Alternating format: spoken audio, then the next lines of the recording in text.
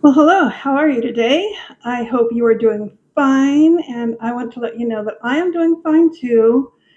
I have been slowly adjusting to being in this new home, and I think the more that I live in this home, the better it gets for me as far as my creativity. I think my creativity is blossoming, and I have more time just to do the things that I want to get done. Of course, I have been spending a lot of time out in the garden this springtime, but at the current time, the grass is not too long in most places of the yard, thanks to the pastor that lives a couple doors from me, who came over with a riding lawnmower and made it look so much better over here. And uh, there's another man across the street, another Christian man, who brought over his riding lawnmower, I think it was last month, and did a wonderful job as well. So I am very blessed. I am very grateful. But at the same time, I do have to get out there with my lawnmower and keep up the work because, after all, it is my yard. And so that's kind of how springtime has been going for me. And I am at the same time reading my books. You know how I am. I have to have some books to read. I always have to have an audio book because I listen to them while I'm falling asleep at night. Sometimes I lose my place and have to read the same chapter. Well, I should say audio read the same chapter several times because I lost my place. But I'm getting through the books, and I'm also reading more physical copies now that I'm in my house. I I'm just going to tell you what I read, what I finished in the month of May. I always count books in the month in which I finish them, no matter how long ago I started them. So the first book that I finished in the month of May was a wonderful Christian creativity book. It was written by a man who's a musician, and his name is Andrew Peterson. The book is Adorning but Dark: Thoughts on Community, Calling, and the Mystery of Making. Individual chapters that were very much memoirs and contained some spiritual wisdom as well. I gave the book 5 stars, really enjoyed it. The second one that I finished in the month of May was one that I had been reading probably for over a month because it was nice and thick, over 400 pages. And it was a little scholarly, and it was kind of fun because I was doing a buddy read with Faith of Faith and Books. The book is Paul, a Biography by N.T. Wright. I learned so much about Paul. It's like I have read the Bible, of course, so I knew a lot about the life of Paul already, but this book really focused in on his life and made it more realistic to me. And he examined the life of Paul in a way that made it like in sync with the actual history of the place. So uh, I recommend Paul, a Biography, but it's not an easy read in some places. The parts that really made me want to stall were the parts where he reviewed the books or the letters that Paul had written. And I found that kind of boring because I had already read those letters, of course. But the parts where he was just talking about Paul's travels and philosophy, things like that, I really enjoyed the book. And it put in me a hunger to know more about early Christian history. So that's kind of where I'm going to be going with my reading in the months to come. Not completely, of course. I'm still going to be reading fictional stuff. And who knows? I like memoirs. So the next book that I finished in the month of May was a memoir. It's What Comes Next and How to Like It by Abigail Thomas. Not very memorable. Can't tell you much about it, unfortunately. Oh my goodness. So I gave it 5 stars, though. I liked the memoir. But um, it, I don't know, didn't take root, I guess. So, juvenile fiction was the next one that I read and finished in the month of May. I read Lizzie Bright and the Buckminster Boy by Gary Schmidt and really didn't like it very much, to be honest.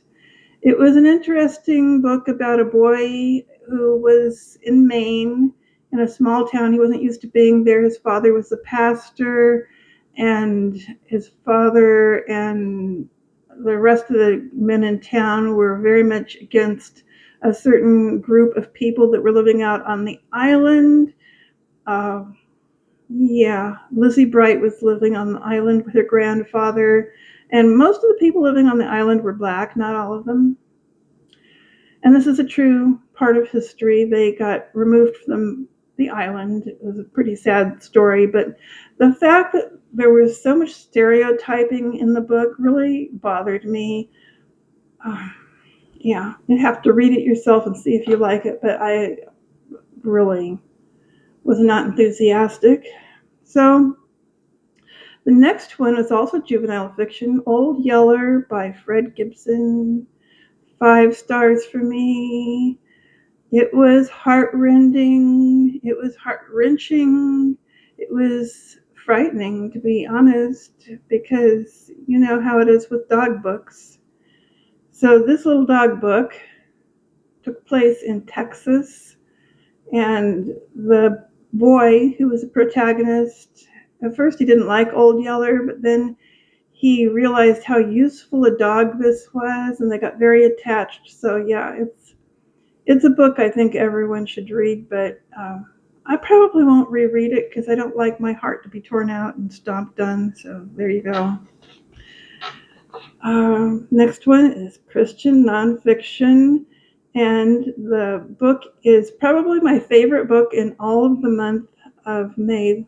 I finished it toward the end of the month. It was an audio read for me. Rembrandt is in the Wind. Learning to Love Art Through the Eyes of Faith by Russ Ramsey. Russ Ramsey is a pastor, but the book was mainly about art. He profiled 10 famous artists like Leonardo da Vinci, Rembrandt, um, Van Gogh, of course, was in there, and a few others. So that book was just so educational for me, and he would bring Christian thought into the end of each chapter, but mainly it was a history of the artists, and really, really loved it. Learned about a few artists that I previously knew nothing about. And then the last book that I finished in the month of May was a Christian nonfiction book, Power Through Prayer by E.M. Bounds. And the reason I read this was because there's a new booktuber named Samantha, and she said on her channel she wanted to read it, but I thought it might be easier to get through it if we buddy read it. So I got a copy and buddy read it with her, and really we were both very positively impressed by this book. There were short chapters, so it wasn't hard to read through, but the book was written for pastors. It wasn't written for people like me, but still at the same time, I got so much inspiration from it that I think will be helpful, useful in my life, and I'm glad I read it. He has actually read other books. He has written other books about prayer. In fact, I looked at his Wikipedia page, and it was apparent that every book that he wrote was about prayer. So I will recommend Power Through Prayer. It is written for pastors, but it mainly focuses on the amount of time spent praying more than how to pray. This is one that I think was well worth reading. So that was it. All the books that I read in the month of May. How many is that? Looks like 7 books. 2 of them were juvenile fiction. 2 were Christian nonfiction. No, 3. 2 of them were about Christian creativity and nonfiction, and 1 memoir.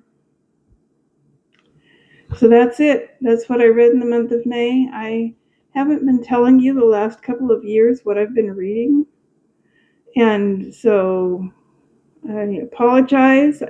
Always wonder how am I going to tell these people all these wonderful books that I read during 2021, 2022, 2023, when I just quit making that kind of video some time back because of where I was living. I was living in a trailer and it was really difficult for me to make videos. But now I'm not living in a trailer anymore. I'm living in a house, so I'm going to try to make these videos more frequently. And just for retrospect's sake, I will show you what I read in January, February, March, and April at the outro of this video. So enjoy, and if you have any questions about what I read, feel free to ask.